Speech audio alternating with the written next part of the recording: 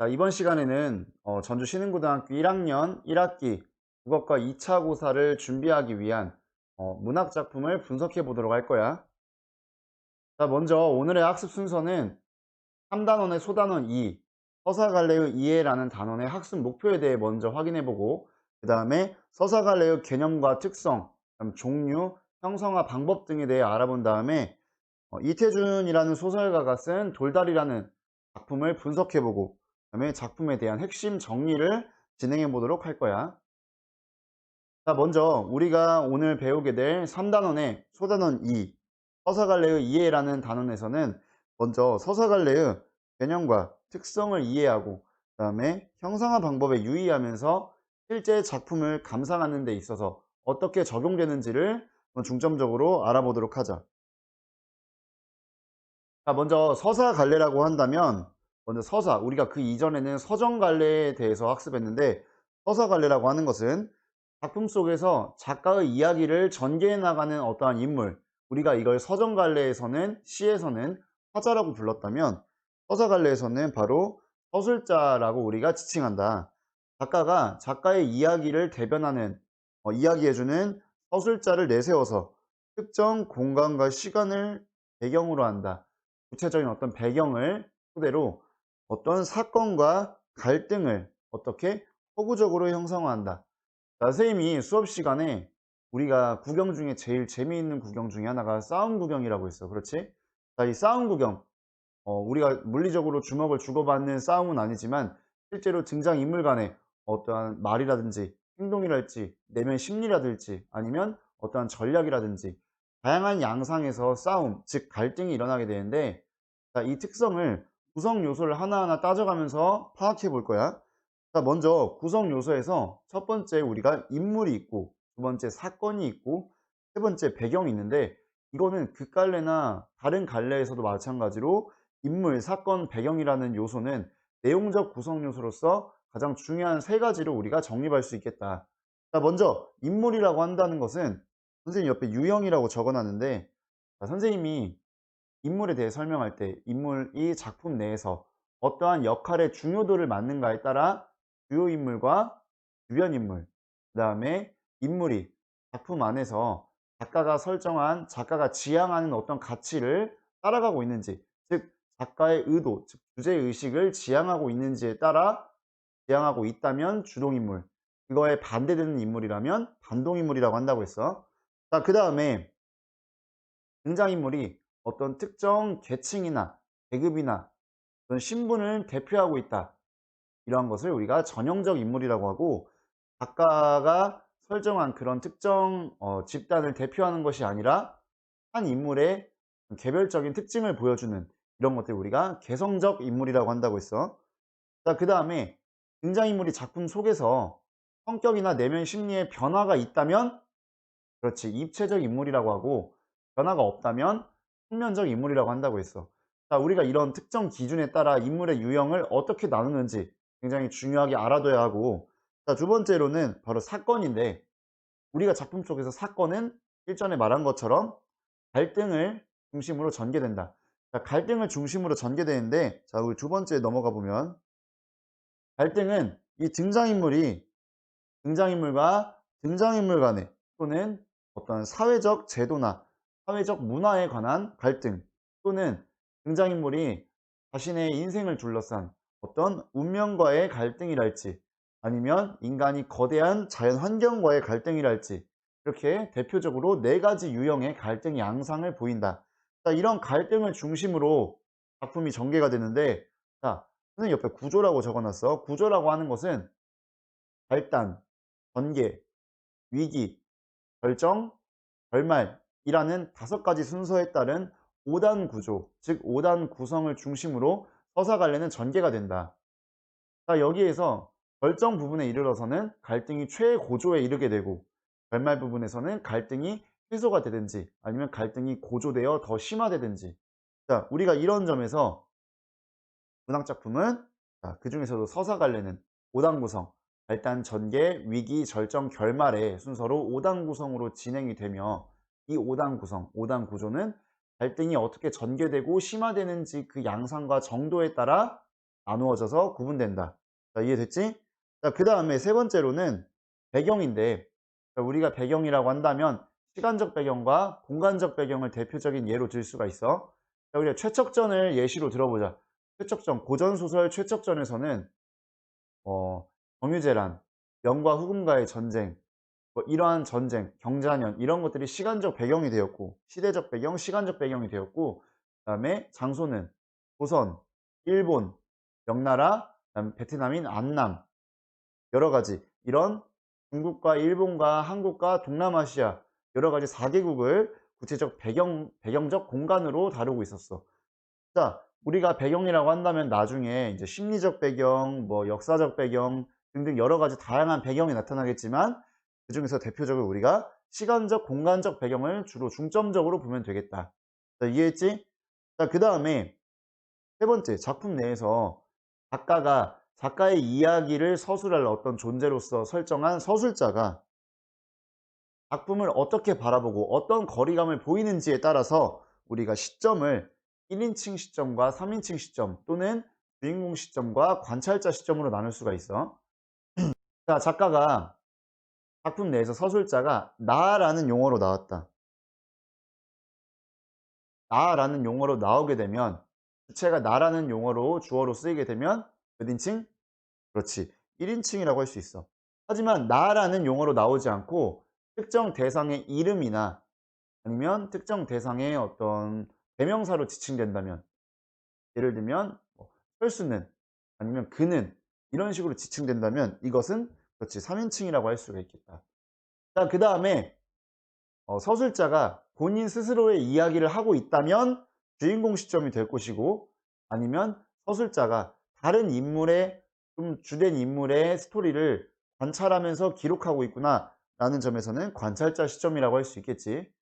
자, 그래서 우리가 총 4가지 즉 1인칭 주인공 시점과 1인칭 관찰자 시점 그다음 3인칭 그렇지 3인칭 주인공 시점이 아니고 3인칭에서는 전지적 작가 시점과 3인칭 관찰자 시점, 즉 작가 관찰자 시점 이렇게 4가지 다시 한번 1인칭 주인공 시점, 1인칭 관찰자 시점 그 다음에 3인칭 관찰자, 즉 작가 관찰자 시점과 전지적 작가 시점 이렇게 4가지로 구분할 수 있겠다. 자, 이해했니? 자, 그렇다면 우리가 본격적으로 작품에 대한 어떤 작품의 내용을 핵심적으로 정리를 한번 해보자. 자, 우리가 크게 구성을 서사에서는 발단, 전개, 위기, 절정, 결말의 5단 구성으로 나누어지고 있다라고 했는데 먼저 발단 부분에서는 자, 주인공인 창섭이가 등장하게 돼. 그 다음에 창섭이가 고향을 방문했는데 고향을 방문하던 길에 어떤 누이 동생의 공동묘지를 보면서 누이 동생이 의사의 오진으로 죽게 되었던 과거의 일을 떠올리며 그 일이 계기가 되어서 아버지가 권유하는 고농, 즉 지금으로 따지면 생명과학고등학교가 아닌 의전으로 의학전문대학에 진학해서 결국 의사가 되게 된 결국 사건의 인과성에 대해서 창섭이 의사가 된 계기에 대해서 발단해서 소개하고 있고 창섭이는 그 서울에서 지금 병원을 운영하고 있는데 서울에서 제일 잘 나가는 1타 강사 즉 서울에서 제일 잘 나가는 맹장수술로는 최고 권위자의 그런 위치에 있어. 자, 아버지한테 병원을 확장하고 싶은데 돈이 없으니까 아버지한테 자, 우리 시골에 있는 논을 팝시다. 논과 밭을 팔아서 그걸 가지고 그 돈으로 서울에 더 큰 병원으로 확장합시다. 라는 제안을 하기 위해 고향에 온 거야. 자, 그 다음에 전개 부분. 자, 창섭이가 고향으로 돌아왔는데 들어오는 동네 초입부에서 아버지를 만나. 근데 아버지가 뭘 하고 계시냐면 마을 사람들을 이렇게 이끌고 돌다리를 고치고 계신다. 자, 아버지가 마을 공동체를 위해서 이렇게 헌신하면서 봉사하는 삶을 살고 있구나. 아버지의 성격이 어떤지에 대해서 제시되고 있는 것이 바로 전개 부분이라고 할 수 있어. 자, 그 다음 세 번째, 위기에서는 상섭이가 아버지에게 자, 우리 땅을 팔자라는 제안을 본격적으로 하게 돼. 그리고 자, 우리가 시골에다가 땅을 그대로 내버려 두는 것, 여기서 농사를 지어서 얻는 경제적 수익과 그 돈을 가지고 땅을 팔아서 번 돈을 가지고 서울에 병원을 확장하게 되면 그치 몇 배의 큰 이문을 남길 수 있는지 즉 경제적으로 몇 배나 큰 이득이 되는지를 가지고 그걸 근거로 부모님을 설득하고 있어. 그리고 그렇게 된다면 그렇게 되기 위해서 부모님을 외동아들인 자기가 서울에 있는 집으로 모시고 싶다. 앞으로의 계획을 이야기하면서 아버지를 설득하는 그런 내용이 나오게 된다. 자, 그다음 절정. 갈등이 최고조에 이르게 되는 절정에서는 자, 아버지가 고심 끝에 아들인 창섭이의 제안을 거절하고 그 거절하는 이유를 뭐라고 이야기하냐면 땅은 아들이 이야기한 것처럼 경제적인 가치로만 바라볼 수 있는 것이 아니야. 즉, 금전적인 가치로는 어떻게 환산할 수 없어. 땅은 어떤 돈으로만 바라볼 수 없는 아주 소중한 어떤 가치가 있다. 라고 역설하고 있지. 중요하게 이야기하고 있다는 말이야. 그리고 창섭은 땅에 대한 아버지의 어떤 일종의 종교적 신념과도 같은 어떤 그런 확고한 의지를 깨닫게 되지. 자, 그다음 결말 부분 마지막에서 아버지가 고쳐놓은 돌다리를 건너서 창섭이는 서울로 돌아가게 되고 아버지는 마을 사람들과 함께 고쳐놓은 돌다리 앞에서 마을 사람들과 함께 고쳐놓은 돌다리 앞에서 앞으로도 땅을 지키고 하늘의 어떤 천리, 순리를 따르는 자연의 섭리를 따르는 삶을 살겠다라는 내용을 다짐하면서 작품이 마무리되고 있어. 작품의 스토리는 대강 이렇고 우리가 작품에 나오는 중요한 부분들을 핵심적인 부분만 다뤄서 정리해 보도록 하자. 자, 먼저 작품에 등장하는 나무다리와 돌다리가 비교적인 어떤 대상으로 등장하고 있는데 나무다리는 먼저 돌다리보다는 훨씬 만들기 쉬워. 근데 다리는 건너기만 하면 된다. 건널 수만 있으면 된다라는 어떤 일종의 가치관이 담겨져 있고 아무래도 돌다리보다는 나무는 물에 오랫동안 고여 있으면 썩기 마련이고 불이 닿으면 타기 마련이야. 그래서 아무래도 돌다리보다는 불안정해. 자, 이러한 생각이 대표적으로 어떤 가치관을 상징하냐면 근대적 가치관을 상징한다. 자, 우리가 근대에서는 서양의 문물이 들어오면서 어떤 것이 가장 중요한 요소로 자리 잡게 되었냐면 자, 고도의 빠른 성장. 그동안에 우리 민족이, 우리나라가 갖고 있지 않았던 빠른 속도의 성장과 경제적인 수익을 남기는 것이 최고의 자산이자 최고의 가치가 되어버린 어떤 근대적 가치관, 근대적 시대 상황을 반영하고 있다. 자, 하지만 그 반대인 돌다리, 면의 보조를 얻어서 짓게 된 나무다리, 그 다음에 수십 년, 5, 60년 이상을 버텨온 돌다리가 한번 훼손되고 나서 나무다리의 쓰임으로 인해 마을 사람들에게 외면받고 있었던 이 돌다리, 돌다리는 굉장히 크고 무겁기 때문에 이동하기 어렵고 옮기기 어렵기 때문에 나무다리보다 훨씬 만들기 어렵고 경제적으로 아무래도 돈이 많이 들어갈 거야. 하지만 안정적이고 변하지 않아. 나무다리보다. 물에 탈 일도 없고 물에 썩을 일도 없단 말이야. 자, 근데 단순히 경제적인 가치, 금전적인 가치가 아니라 가족의 역사와 추억이 담겨 있는 아주 소중한 대상이라고 제시되고 있어. 자, 아버지가 창섭이가 아니 나무다리가 있는데 뭐더러 돌다리를 고치십니까? 라고 물어봐. 창섭이는 나무다리의 쓰임에 대해서 먼저 인정을 하고 있지만 아버지는 돌다리를 보면서 아, 너도 그런 소리를 하는구나. 너 어렸을 때 돌다리 밑에서 그 고기 잡던 생각 안 나냐? 그다음에 네가 그 돌다리를 건너가서 서울로 유학 간 기억은 안 나냐? 내가 어린 시절 천자문을 끼고 그 다리를 건너서 서당에 다니면서 공부를 했고 너희 어머니가 그 다리를 건너면서 나에게 시집을 왔다. 그리고 내가 죽거든 그 다리를 건너서 나를 묻어다오. 자, 한 가족의 몇 세대에 걸친 가족의 일대기적인 추억과 가족의 내력이 담겨 있어. 그렇지? 돌다리는 단순히 건널 수만 있으면 된다라는 다리의 본래적 기능뿐만 아니라 가족의 역사와 추억이라는 소중한 것들이 깃들어 있는 아주 전통적이고 본래적인 가치관을 상징하고 있다고 볼 수가 있겠다. 나무다리와 돌다리가 가지고 있는 두 가지의 가치관과 의미가 어떻게 다른지 비교해서 알아둬야 할 거야. 자, 그 다음에 중요한 부분이지. 창섭이와 아버지를 바라보는 서술자의 태도가 다르게 나타나고 있다는 거야. 자, 창섭이가 땅을 팔아야 되는 이유를 열거하면서 계획을 제시하는 부분은 어떻게 등장하냐면 자, 창섭은 아버지에게 땅을 팔아야 되는 이유를 제시하는 부분을 마치 의사가 환자에게 병의 치료 방법에 대해 설명하듯 차근차근 설명하였다 하면서 외동아들인 자기가 아버지의 어머니를 진작에 모셨어야 했다는 점. 하지만 의사인 자기가 시골로 내려와서 병원을 개원할 수는 없는 점. 그렇기 때문에 같이 살기 위해서는 천생 부모님이 서울로 올라오셔야 하는데, 워낙 성실하고 부지런하기로 유명한 아버지 성격상 논의 가치, 땅의 가치를 제대로 모르는 사람에게는 토작을 내어주지 않을 것이기 때문에 아버지의 근심 걱정을 없애기 위해서라도 땅은 전부 처분하고 서울로 올라와야 한다.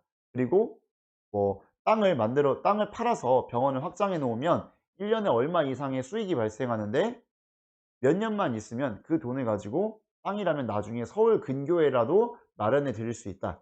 그리고 지금 서울에 너무 좋은 건물이 나왔는데, 원래 같으면 돈만 있다고 해결되는 것이 아니고 굉장히 복잡한 절차와 어떤 어려운 점이 있는데, 이런 기회가 났을 때 잡아야 한다라는 거를 서술자가 어떻게 전달하고 있어? 요약적으로 전달하고 있어. 서술자가 요약적으로 전달하고 있기 때문에 상섭이의 감정이나 말투가 드러난다, 드러나지 않는다? 드러나지 않고 있다. 자, 그 다음에 아버지가 땅을 팔지 않겠다라고 결심하고 그 이유를 제시하는 부분은 굉장히 긴 아버지의 대화가 모두 드러나고 있지. 아버지의 대화가 모두 드러나기 때문에 아버지의 감정과 말투가 제대로 드러나고 있어. 그렇기 때문에 아버지의 전통적인 가치관, 자, 땅을 천지만물의 근본, 근원으로 생각하고, 어, 나라의 근원, 가정의 근원, 집의 근원인 땅을 아버지가 소중하게 생각하고 있는 이러한 아버지의 전통적인 가치관, 즉 본래적인 가치관을 서술자가 좀 더 오랜 시간 투자해서 더 길게, 더 자세하고 상세하게 표현할 수 있게끔 유도하고 있는데, 그러한 부분에서 서술자는 아버지의 가치관을 상섭의 가치관보다 더 옹호하고 긍정적이고 따뜻한 시선으로 바라보고 있음을 우리가 파악할 수 있겠다. 자, 알겠니? 자, 그렇다면 작품에 등장하는 인물들의 성격이나 직업, 뭐 여러 가지 가치관을 서로 비교해 볼 거야. 먼저 창섭이는 존나 엘리트지. 어린 시절부터 의전에 다녔어. 서양식 근대 학문을 공부했고 젊은 청년층이야. 그리고 도시, 그중에서도 서울에서 아주 엘리트 직업인 의사, 그중에서도 서울에서 제일 잘 나가는 아주 둘째가라면 서러운 맹장수술의 최고 권위자야. 자, 이러한 창석과 대비되는 인물로 아버지가 설정되어 있는데, 아버지는 시골, 거의 철원 인근 시골로 설정이 되어 있는데, 시골에서 평생을 농사만 지어온 농부로, 그리고 나이도 내일 모레 환갑이 되어가는 노인으로 설정되어 있고, 공부했던 양도 어린 시절에 천자문 정도, 서당에서 천자문을 띈 게 전부인 전통적인 한학을 공부한 사람으로 등장하게 되지. 자, 창섭은 서양의 근대적인 교육을 받았고, 그런 의사로서 논리적이고 이성적인 사유, 이런 판단을 하는데, 자, 땅을 팔아서 땅을 내버려 두면 1년에 꼴랑 한 3천 원이나 나오나? 근데 땅을 팔아가지고 병원을 확장하는 데 쓰면 최소 1년에 10,000원 이상은 돈을 벌 자신이 있다라는 거야. 자, 그러면 우리가 병원을 확장하는데 3만 원 정도, 32,000원이 드는데, 우리가 땅 팔아서 서울의 병원에 투자하면 3년만 있으면 최소 본전은 뽑는다 라는 경제적인 생각이 머릿속에 박혀 있는 거야. 그래서 병원 확장을 위한 수단으로서 경제적 이익의 수단, 실용적인 가치, 금전적인 가치, 근대적인 가치관, 이런 걸 바탕으로 땅을 바라보고 있는 거야. 하지만 아버지는 땅은 단순히 금전적, 경제적 가치, 수단, 실용성, 이런 거가 아니야. 땅에는 천지만물의 근거가 담겨 있고, 가족의 역사, 즉 내력, 그다음에 가족의 추억, 마을 공동체의 어떤 소중한 시간, 이런 것들이 담겨 있기 때문에 땅을 팔 수가 없다라고 거절하고 있는 거야. 그리고 땅은 우리 조상님이 나에게 물려준 이 땅을 유지하기만 해도 벅차. 즉 땅을 좀 더 늘리는 것보다 비옥하게 가꾸는 것이 아버지의 목적이고, 그래서 본래적, 즉 전통적 가치를 중시하고 있구나라는 것을 우리가 깨달을 수가 있겠지. 자, 이제 작품의 전반적인 내용을 요약해 보자.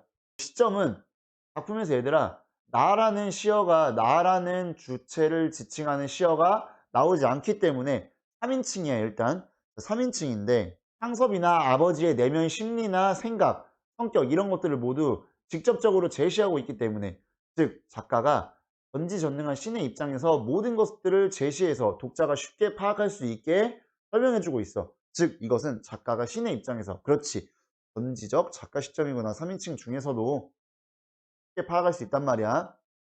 시간적 배경으로는, 시대적 배경으로는 일제강점기 말, 공간적 배경으로는 농촌 마을인데 철원 인근의 시골 농촌 마을로 설정이 되어 있어.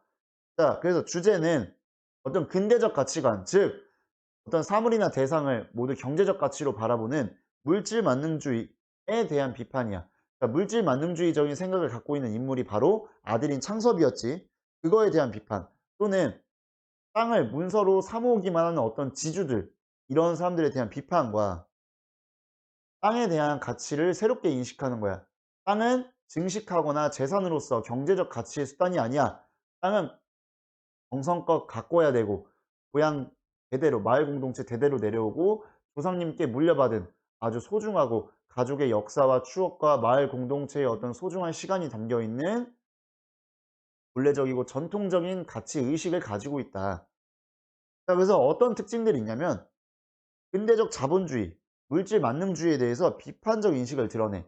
자, 이걸 단적으로 보여주는 예가 서술자가 아버지가 땅을 팔지 않겠다. 땅에 대한 새로운 인식을 나타내는 부분을 아버지의 대화로 요약적이지 않고 아버지의 대화를 전부 그대로 수록해서 아버지의 어떤 감정이나 말투까지 생생하게 전달하는 그 부분에서 우리가 파악할 수 있었지. 그 다음에 상징적 소재를 통해서 전통적 가치관과 근대적 가치관의 대립을 보여주고 있다. 여기 나오는 상징적 소재는 뭐겠어, 당연히. 땅이겠지. 그 다음에 나무다리와 돌다리도 한 예가 될 수 있겠지. 자, 그 다음에 대조적 인물 간의 갈등을 축으로 전개된다. 자, 얘들아, 대조적 인물이라고 한다면 여기서 창섭과 아버지가 되겠지. 그 다음에 인물 간의 대화와 서술자의 요약적 제시. 그렇지, 우리가 좀 전에 했어. 인물 간의 대화로 제시하고 있는 부분은 그렇지, 아버지가 땅을 팔지 않겠다라고 거절하는 부분이었고, 서술자의 요약적 제시로 서술자가 요약적으로 제시한 부분은 그렇지, 창섭이 아버지에게 땅을 팔자고 제안하는 부분이었지. 이렇게 비교적으로 나오면서 내용을 전개하고 있다.